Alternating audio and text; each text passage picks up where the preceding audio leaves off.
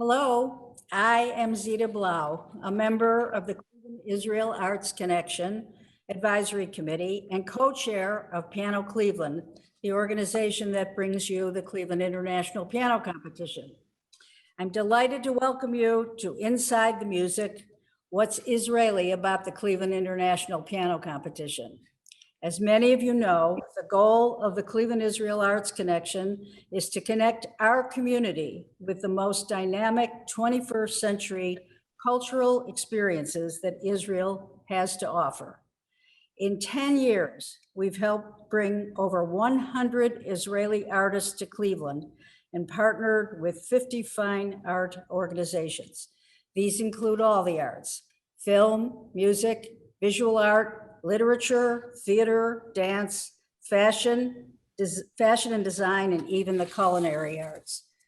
Before we begin, I want to extend a few thank yous.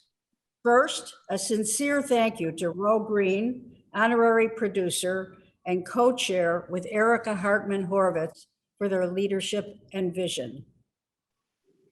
Thank you to the sponsors of the Cleveland Israel Arts Connection, the Ro Green Foundation, the Leonard Krieger Fund of the Cleveland Foundation, Cuyahoga Arts and Culture, Zinner and Company, and the Consulate General of Israel in New York. Thank you also to the Arts Advisory Group and the Patron Society who support the Cleveland Israel Arts Connection throughout the year. This program would not exist without your support. And now to our program. Piano Cleveland promotes Cleveland as a premier piano destination by presenting world-class programming, community engagement, and education initiatives. The organization's 4 major programs and events include the Cleveland International Piano Competition, the Piano Competition for Young Artists, the Concert Series, and year-round education and community outreach programming. The main event, the Cleveland International Piano Competition, attracts the best young piano talent from all around the world to compete for top prizes. It engages an audience of 10 to 15,000 and culminates at Severance Hall with the 4 finalists performing with the Cleveland Orchestra. Since its inception in 1975, there have been 5 medalists from Israel, including Piano Cleveland president, Yaron Kohlberg, who received his 2nd prize in 2007 and therefore gave his concerto performance with the Cleveland Orchestra that year. Yaron arrived in Cleveland almost 3 years ago after spending several years traveling all over the world, performing in various concerts and presenting master classes and workshops. He was also a part of the highly successful piano duo Amal, where he teamed up with his friend, Bishara Haroni. The 2021 competition is pleased to welcome Nimrod David Pfeffer as a juror. A conductor and pianist, Nimrod is a conductor at the Metropolitan Opera and music director of the Lyric Opera Company of Guatemala. He has recently conducted the Mariinsky Theater Orchestra, the San Francisco Symphony Orchestra, the Hungarian State Opera Orchestra, the Juilliard Opera, and the Israeli Opera. And he will make his debut on April 22nd, 2022, conducting La Nozze de Figaro. As a pianist, Nimrod performs regularly as a soloist with orchestras. He's a recitalist, a chamber musician, and vocal accompanist. Yaron and Nimrod will be taking questions later. Please submit your questions in the chat box located at the bottom of your Zoom screen. Please welcome Yaron Kohlberg and Nimrod David Pfeffer. I'm going to talk first about Israeli pianists.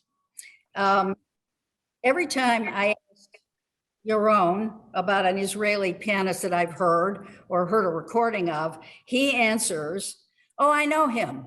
He's my friend." I get the feeling he's a friend of every single pianist in Israel, but probably he's a friend of you also, Nimrod. So Yes, definitely. let me give you some background. In addition to 5 past CIPC medalists from Israel, Cleveland has been fortunate to be on the touring schedule of many more Israeli pianists. The Tri-C Classical Piano Series has featured Yoni Leviatov, Daniel Gortler, Adi Newhouse, and Alon Goldstein. Roman Rabinowitz is a Chamberfest regular. The Cleveland Orchestra has hosted Yefim Bronfman on many occasions, and Tom Barrow will make his Severance Hall debut this season. CIPC has welcomed Shai Wasner, Ron Dank, Tomer Gewurzman over the past few years.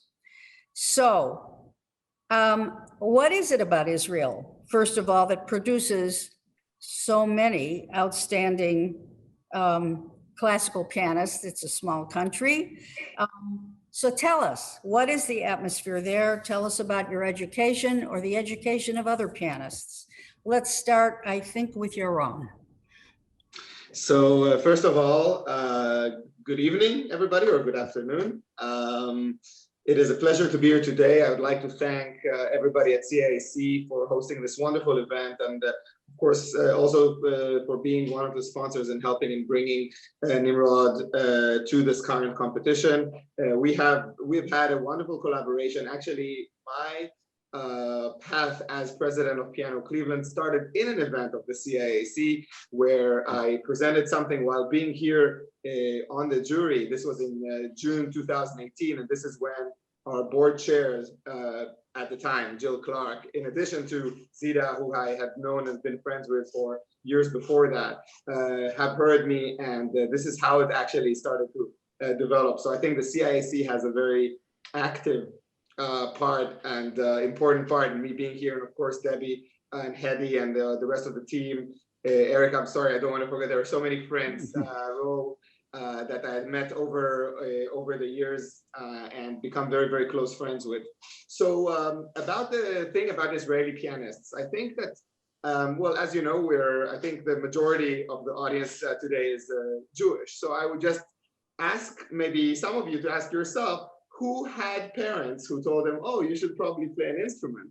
So I think that starts there, just with like this kind of excitement that there is, and like the feeling that music is a very important thing just in general, and of course, like for an education of a child. So I think that this is something that has been that came to Israel as well with the establishment of the Israeli country in 1948. And starting really at this very, very early stage, we saw a lot of generations of pianists, whether it's with Daniel Barenboim, who was born in the 40s and went to school with my father in Israel in the 50s. And of course, many, many other musicians. And I think that also the fact that so many people from former USSR moved to Israel, and there is such a great tradition for piano in the USSR, of course, added a lot. A lot of the Israeli pianists are of Russian origin or the ex-USSR country origin. And a lot of the public that there is also. So I think that this is something that we note, and Israel, Zeda mentioned that we probably all know each other and are all friends. It's kind of true, and I think Nimrod will be able to confirm that as well. So I think because Israel is such a small country and the circle of classical music is even smaller, so I think that makes probably like everybody, we meet on different occasions, in concerts, in competitions, in different events, in summer camps, music summer camps from a very young age. So this is the reason, I think, the reasons that it's so kind of such a small bubble, but there are so many of us, and some are also pretty good, I would say. Okay, Nimrod, do you want to add to that? Yeah, I mean, I agree with every. First of all, hello, everybody. It's a pleasure to be here. I'm so excited to take part in this amazing competition and in this discussion, and to get to know everybody. Thank you for having me. I agree with Yaron, of course. I think to raise a couple of more points, the phenomenon of the Israeli musician is not just particular to classical pianists. violinists, conductors, other instruments as well. We have a long legacy of, the most well-renowned instrumentalists in the world that are Israeli. Yaron mentioned Barenboim, in the same generation, Perlman, Zuckerman as fiddlers, afterwards Mintz, Shacham, etc., and all the way to the younger generation. I think Israel has been a special environment because, as Yaron said, a lot of the people who came to Israel with the establishment of Israel and before were people from Eastern Europe who were at the center of classical music, came from the most important orchestras in the world, in Berlin, in Vienna, in Eastern Europe. And many of them happen to be Jewish because many of the foremost instrumentalists in Europe at the time were Jewish. That it has to do with, well, that's a topic to discuss. I'm not sure exactly what it is, but that's a fact. And so we had many people who came from Eastern Europe and were Israeli, and of course the Israel Philharmonic were established, which became one of the foremost orchestras in the world, with musicians that were mostly from Europe. And then through the generations, something very interesting happened, because that was the first generation. And then there was a generation of people who were fortunate to be instructed by those people who came from Europe, who knew Mahler and who knew Toscanini and and Heifetz and Rubinstein, etc. And then there was the great immigration from the USSR, and we had another big wave of outstanding musicians who were educated in the former USSR, and they became Israeli. And then there was another wave of people who were taught by them, and we had a unique phenomenon of teachers from different schools around the world. So when somebody is educated, for example, in Russia, they are fortunate to have the Great Russian School at their disposal. Somebody in Vienna, in French, and so on. And those are distinct schools of music. And in Israel, because many of the people who were in those countries were Jewish and came to Israel, the Israeli young musicians, especially this generation, of our generation, Yaron and me, we were fortunate to study with people. My teacher was from the French school, Pnina Zaltzman. I studied before that with Vadim Monastyrsky, who was really from the Russian school, and so on. And so I was able to develop a kind of musicianship that was informed by all these kinds of schools. So I think that created a phenomena in which the Israeli young musicians have a lot of unique qualities that do not just belong to a certain heritage, but they were able to create for themselves a new kind of musicianship with a kind of fantasy and the kind of character that is built from a mosaic of cultures. And I think that is a unique phenomenon to Israel. Yeah, it's great. So I know that a lot of the Cleveland pianists who study here in schools here are very, very aware of the Cleveland International Piano Competition. So speak just a bit about what effect the Rubinstein has on all of you. The Rubinstein Piano Competition. Nimrod, would you like to answer? Yaron? Oh. Hmm? Yeah, okay, so I'll answer first. So I think that the Rubinstein, this is a pretty, I mean, certainly in the music, in the classical music circles, this is a very famous institution in Israel, and it is broadcast in all the major classical stations. and there's a great attention. It is being covered by the major newspapers. And there's a really, I mean, when we grow up in Israel, there's always an attention towards the Rubinstein competition. And I know it very well in person just because I never attended it, of course, but just because my teacher, with whom I studied for many years, Aryeh Vardi, he has a very significant role there. So you cannot participate, of course, when your teacher is in the jury, and is so involved. But this is really, they've always been considered one of the major institutions. Of course, the finals there are with Israel Philharmonic, which is, of course, a phenomenal orchestra. I would say almost as great as the Cleveland Orchestra. But indeed, like certainly it is a pride for us also to have such an orchestra in Israel. I'm sure many of our friends here today have attended concerts of the Israel Philharmonic, which was conducted for many years by Zubin Mehta, and now is conducted by a colleague of Nimrod and me, who studied all together at the Tel Aviv Academy, Elab Shani. This is really, and by the way, I'll just say as a side note that we are very good friends. I mean, I'm very good friends with the CEO of the Rubinstein competition, Yaron Kohlberg, and also we had some collaboration around, because we pre-recorded some of the contestants for this year. So we had a collaboration to record a couple of our contestants in China, as well as Rafael Skorka, who's our contestant who is based in Israel. Mm-hmm. Nimrod, do you have anything you want to add? Just personally, I think we have a very similar experience. The Rubinstein competition has been kind of a dream for me as a child to participate. That was for me, when I thought of piano competition, I thought of the Rubinstein competition, being a young Israeli, and I remember watching on TV. It was streamed on TV. Broadcast, I should say. I would watch the finals. I also never participated in the Rubinstein competition. I was supposed to conduct the gala concert in the last one, but it was postponed because of COVID. So that didn't happen. That was supposed to be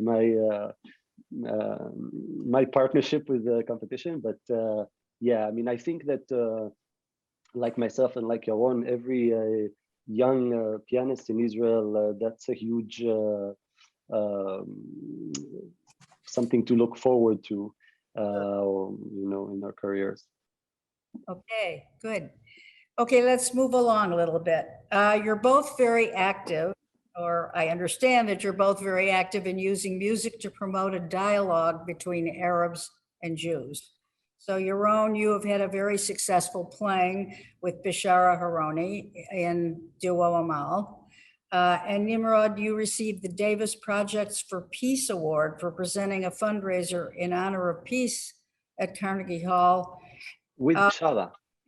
Pardon me? With Bishara Haroni as well. Right. We've also had him here, actually. So, Nimrod, why don't you start and talk about these projects?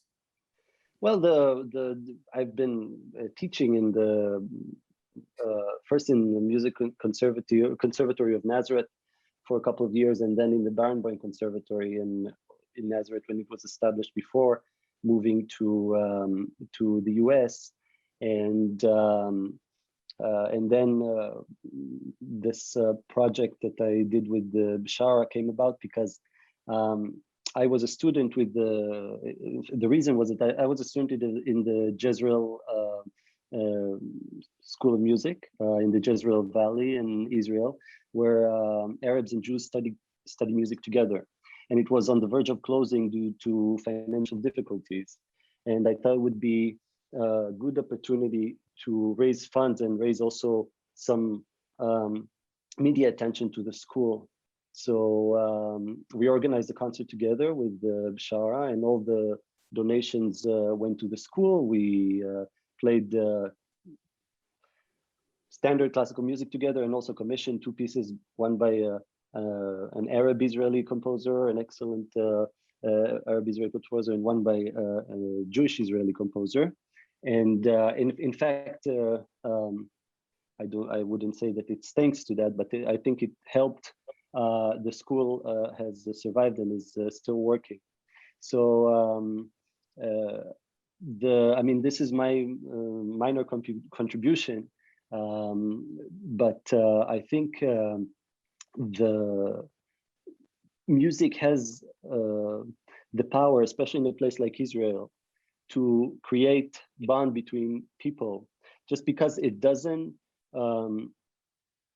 use, unlike any other art, it doesn't use images in order to convey emotion. And therefore, you know, when we read a play, when we look at a painting, unless it's an abstract painting, the artist conveys emotions by using images either in words or in images. With music, since we're just talking about sound frequencies to convey emotion and to create an artistic emotional experience together, we are able to connect much more easily. So it has been my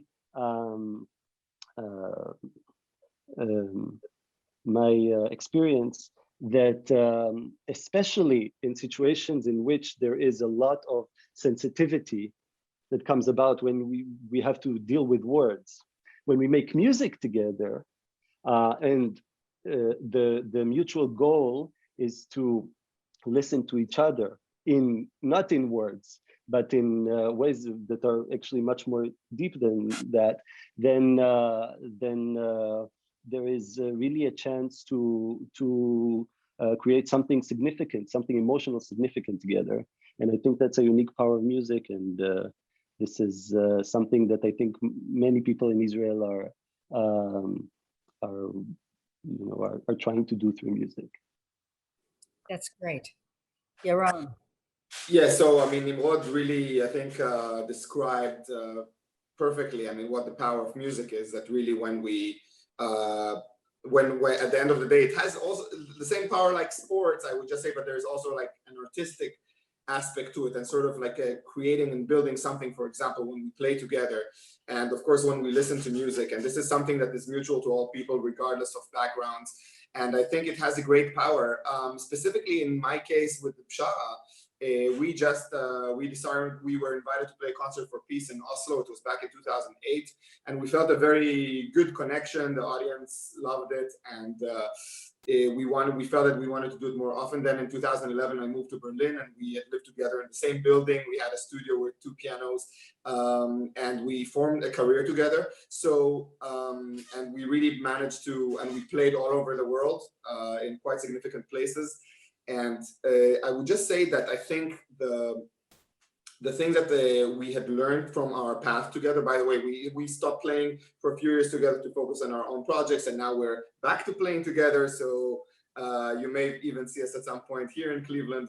I think that the thing that I had learned is really we managed to just spend a lot of time together. And I think that there is, as in many cases in different parts and different communities around the world and countries, sometimes there's a slight lack of communication, I feel, and people come with their own opinion to things, and they don't really come open to listen to the other side. So I think the experience that I had experienced, what I had learned, kind of spending a lot of time with Pshara and talking and playing and sometimes arguing, and we just managed to form this mutual understanding that is beyond any political question. And we don't define ourselves, I think Nimrod as well, we're not big on politics. I mean, we deal with music, we like the way it can connect between people. And I just feel that this project that's with Pshara has taught me a lot about that. And I think that also what we do at Piano Cleveland and with all the competition is really about kind of bringing people together regardless of background, age, etc. Right. Thank you. Okay, let's move to another topic, and that is the Cleveland International Piano Competition. And I'm sure, Yaron, you have a few things you'd like us to know about the competition since it starts immediately. Well, so the Cleveland International Piano Competition, just to give, again, other than the background that you, Zeda, gave us at the beginning of the call, of the session, of course. The Cleveland International Piano Competition, starting its days as the CIPC competition in the 70s, has built a reputation for itself to be one of the greatest and one of the most important piano competitions in the world today, and certainly one of the two big ones in America. And I think the reason for that and what kind of led to that was, first of all, the quality of that traditionally the winners have had and the kind of careers that they made for themselves. We had very, very big names, such as, you know, some people that later became even professors at CIM, Sergei Babayan, who is, as you know, performing, has a fantastic, like an amazing pianist that is performed together with Martha Argerich and is a professor at CIM, and Tony Popabaldi. And this is just to mention two of a very, very large number of incredible winners that we've had over the years. And I think that another thing that makes us very special is the kind of opportunity and the prize money that we offer to the contestants. We have our first prize of $75,000 and a package of career services and career management. That this is among the biggest prize money that is being offered in any piano competition in the world. And I think that the absolute top thing that we offer that no other competition offers is the performance with the Cleveland Orchestra at Severance Hall. This is an opportunity that I remember very well when I was here in 2007. I was 24 years old, and this experience of performing with the Cleveland Orchestra for somebody who just began his international career, I mean, this was certainly maybe the one of the biggest gigs that I had played until that point, and I was nervous as hell. I can just tell you that, but it was such an experience just going on stage and playing with this phenomenal orchestra in this wonderful hall. This was really an experience that until today I shiver when I think about. And another very, very memorable thing to me as a contestant was the involvement of the community in the competition and the event. I mean, we have hosts that take care of the contestants during the competition. And the community is so involved, and they coming to the sessions and attending the performances and giving the contestants just the most wonderful feeling. Sometimes in other competitions that I had attended, regardless of whether it was more or less successful on the personal level, sometimes it was lacking. It felt a little bit like, oh, you're just coming, nobody knows who you are, you win, great, you don't, so you just move on. In Cleveland, there was also a sense of really something special, the appreciation that the community had here. And I think that this is what, when I came here to be a juror and later, of course, the president, this is really something that I had remembered. I felt that I'm coming back to a community that embraces, other than, of course, personal contacts, for example, such as with Zeda and with others that I've kept over the years, and really friendships that I had made. I think that really this was really something that it felt like closing a circle. And so I really think that this competition is really an event. For those of you who are less familiar with it, this is a fantastic opportunity to get familiarized with it. So luckily, we've had quite a lot of challenges, as you may imagine, trying to organize a competition at this time. We had to postpone it from last year. We did an online piano competition for Artist Relief, which is a different story.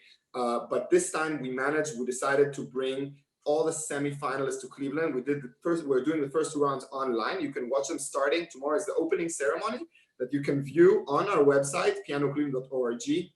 And starting Thursday, Friday, Saturday, Sunday, each weekend now for 3 weeks, you're going to see the competition sessions. You're able to log on, it's free. And then the 8 semi-finalists will come to Cleveland in person and will be here performing at the Museum of Art, the semifinals. We have some incredible things for the semifinals. I apologize if it's a lot of information, but what you should remember, the semifinals is taking place from July 29 to August 2nd. We have 2 sessions each day, and we have 8 pianists from around the world who will come, incredible level. They will play transcriptions of popular music, as well as partnering with each other. For the first time, you're also going to hear 2 pianos together. So this is extremely recommended. And then 4 finalists will play in the final round, the big final round, with the Cleveland Orchestra on August 6th and 7th. So this is the big event at Severance Hall that you may want to attend. We also have a big gala happening that we're dividing it in at the Shorby Club from August 8th to 11th. I know that some of you have already planning to attend, and those who don't, who have not yet made that plan, you're very welcome to do so. We will also have a chamber music round on August 3 and 4. I know it's a lot to remember, but don't worry. All the information that I just presented in 2 minutes, it's a lot of info, you can find on our website, which is pianocleveland.org. There is an elaborate schedule with all the events that are happening during this time. And I strongly recommend you to follow that. Incredible music, very engaging performers, fantastic jury members. We're excited to have Nimrod as one of them. Yes. So Nimrod, I hope you are up for all of this. Oh yeah, absolutely. Schedule. Well, there is one issue though. We do have an Israeli contestant this year. Now, we do not know if he'll end up here as one of the semifinalists, but could one of you talk about him? Just tell us a little bit about who he is. I'll just take on that, just as Nimrod is a juror and is not supposed to talk about the contestants he's listening to. So Rafael Skorka has studied here in Cleveland. So he studied at CIM. He's one of the upcoming big talents that we have in Israel that has performed already around the world. And I think that, again, when we had listened to the different rounds in the preliminaries, we had 250 applicants from 30-something countries, and Rafael really had some fantastic auditions. We had, by the way, we had several Israeli candidates, and Rafael is the one who was accepted to the competition from Israel this year. So I think it will be very interesting for you to listen to his performances during the first 2 rounds. Okay, so one of my issues over a lot of years has been getting more contestants from Israel to sign up, to try out, to be in our competition. How does that happen? How can we make that happen? And Nimrod, would you like to give us some advice? Well, I think, to be honest, the fact that we have, as you presented at the beginning, so many Israelis who got so far in the competition. Of course, Yaron is the main example and continues the relationship with the competition as a president. I mean, that's quite amazing. By the way, I remember when Yaron, Cleveland competition, as you know, I was a young Israeli pianist, and it was before I even went to conducting, and it's like the Olympics. It's such a high level. And I remember when Yaron and I know each other for 20 years now. We're about the same age. Yaron is 1 year older than me, and he was a major superstar in Israel. And I remember when he won the competition, which was a huge deal. And I remember exactly what your experience about playing in the, with the Cleveland Orchestra. If I may share what you told me, how I recall it. But I remember him say, I'm about to play with the Cleveland Orchestra. The Cleveland Orchestra, as probably most of you know, is one of the greatest ensembles of the world. It was made great by George Zell, who was one of the great conductors in the 20th century, and it's known for being, one of the most tight and just amazing ensembles. And Yaron was saying, I'm just about to play with the Cleveland Orchestra for a 24-year-old person, and he said, I have 2 options. I either crash and burn, or because I'm nervous, or I'm deciding ahead of time that I'm going to have the time of my life. And that's what he did. And that was, for me, an inspiring moment for the rest of my career. I never told you that, Yaron. Because a lot of times in situations like this that we have to face as musicians going to perform with such amazing institutions, we are often faced with exactly that choice. And I often think about what you said. and it helps me out. Never mind, that wasn't your question. The question: how do we get more Israeli people? So I started to say I think we have a lot of Israeli people, considering that we're a country of 8 million people, and we have in pretty much every Cleveland competition at least one representative. Maybe I'm wrong, I don't know, but we have you saw the list. I think we're doing pretty well. So that is my. Well, I can just say that before this competition, first of all, Nimrod, thank you very much. Later, you have to tell me more about that because I have no idea whatsoever. So it's very nice of you to say. I really had no idea. So I would just say that when we were still doing the auditions, I called some of the pianists and the professor in the major music academies and just told them, oh, we are about to have the preliminaries for the Cleveland National Piano Competition. Do you think that any of your students would be prepared and interested to attend? So I think that may have led to a few of the people. So I think that the mentioning bringing more Israeli contestants there, I think first of all, the reputation is there for itself for the Cleveland because this is just a well-known competition that when we were students at the academy, everybody knew about the Cleveland International Piano Competition. But then again, it's a lot. I think that in that aspect, I can contribute a little bit just being from Israel. And now I'm sure that Nimrod is going to also be a great ambassador for us. By the way, it's just, I spoke a lot about the competition, but I did not say that a lot about the jurors. And I just want to say that Nimrod, Nimrod and I have been friends know each other for over 20 years, as he just said. And it is quite amazing. Nimrod, it was always an inspiration for me as a musician. And sometimes even as we were friends and colleagues, I wanted to play for Nimrod just to hear some advice because it was always meaningful and always meant really something special to hear what Nimrod had to say because of his very, very sensitive musicianship. And this is also one of the main reasons that I thought he would fit us so well to the Cleveland International Piano Competition. And I'm quite amazed that other than his fantastic pianism, I never saw Nimrod conduct live yet. I only saw it on video. Nimrod has become an incredible and sought after conductor. And this is really quite something quite incredible that next year Nimrod is going to conduct the Metropolitan Opera in New York City at his still relatively young age. I mean, this is just, and of course has already conducted the Mariinsky Theater in Israel Philharmonic. And it is just, I think we are pretty lucky to have somebody as Nimrod, who is just like a second before he's just going to become too busy for us. Thank you. I feel lucky to be with you. We look forward to having you here in person, actually. So, all right.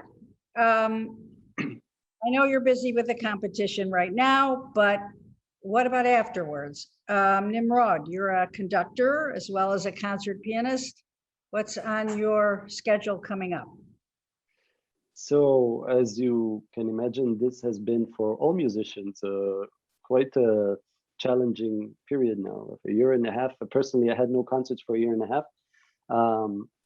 I had a very busy schedule right until March 2021.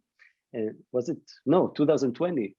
And all of a sudden everything stopped and wasn't clear for how long. And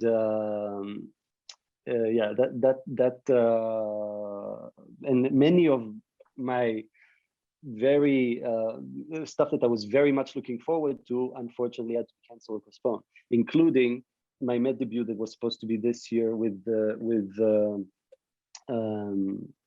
La Bohème, the Zeffirelli production that was canceled. It was supposed to be in January, but fortunately it was rescheduled for next season, which I'm very happy about. It's going to be La Notte di Figaro. And I was trained at the Met, and I've been on the music staff for a few years, so I'm very happy to come there now as a conductor and do my debut. I will also open the season with the Israeli opera, and this upcoming fall. I'm going to make my debut with the Stuttgart Philharmonic Orchestra, and a few other orchestras that things are coming up, and also play. I'm excited and relieved to see that things are starting to come back for all of us, for us musicians, for me personally, of course, and for the audience.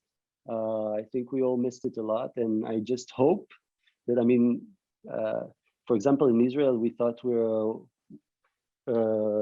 we're done with COVID, and now we have the Delta variant, and the things are.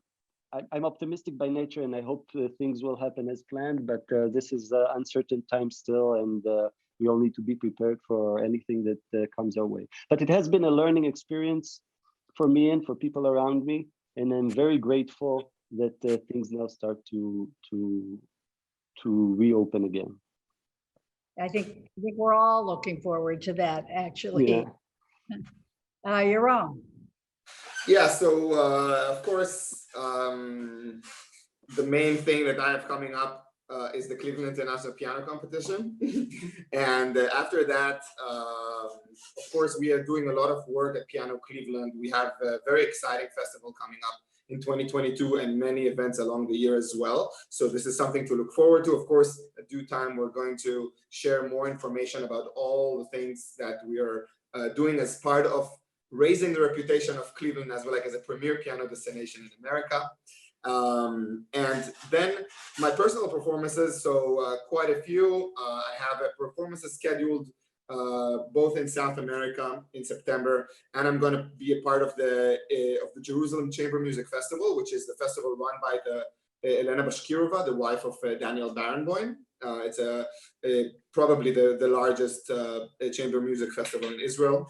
So I'm going to perform there the end of August and beginning of September. If any of you are it happens to be in Israel at this time, so you're very welcome to attend. And then I have also concerts performed. I'm going to play at the Concertgebouw in Holland in December, and some concert tour in Europe with Poland and Slovakia also. And one date that I would like you also all to maybe write down on your calendars. I know that many Clevelanders go to Florida and other locations in the winter, but if you are here on February 18, I'm going to play Gershwin's Rhapsody in Blue at Severance Hall with the Cleveland Pops. So this is just one thing that I hope some of you can maybe attend. Don't miss it. Okay, I do have one question. We have one question, which is a bit sensitive.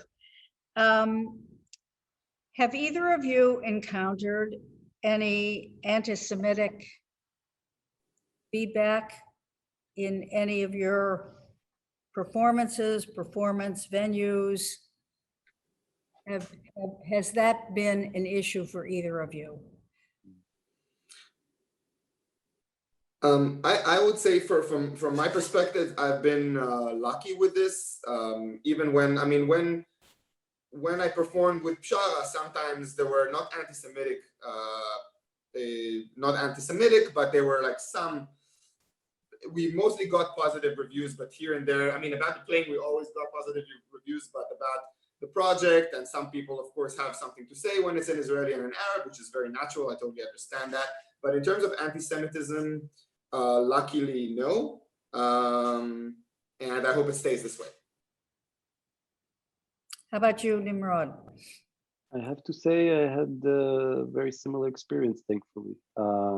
Never had any comments or anything like that to my face. Sometimes you never know. You can guess things when somebody, it's the nature of things. Sometimes people don't like you. Sometimes, I don't know. But I have never encountered something that I could put my finger on and say that it's because I'm Jewish or because I'm Israeli. And I may just add maybe that I think one of the reasons that maybe Nimrod and I have had a relatively good experience, no bad experiences with that, is just because we deal mostly with classical music, and traditionally classical music audience many times are people who are more cultured. They can be, of course, of different political views, but I believe that any hatred of people, including, of course, anti-Semitism, comes mostly from ignorance. So I think that a lot of classical music followers are just not necessarily ignorant people. And that may be part of it. And so I certainly hope, but I hope, of course, that generally, of course, we don't see any anti-Semitism anywhere or any hatred towards people just because of their race or anything like that is totally unacceptable. I'm hoping that that is absolutely correct, and that perhaps music tends to raise us above those things. I'm hoping. At any rate, I am not sure, but I don't think there have been any other questions. If anybody have a last minute opportunity to ask a question of our two guests or me. But if not, I think we're going to wrap up. I want to thank you both for being here today. This has been a great program, and I think our Cleveland audience gets a little bit more perspective about what to expect in the next month from Piano Cleveland. And Nimrod, we're definitely looking forward to meeting you and greeting you in Cleveland, which we will do. And too very much. Thank you. It was a pleasure. So I'm going to call an end to this, and I hope you all have a great evening. Thanks for joining us today.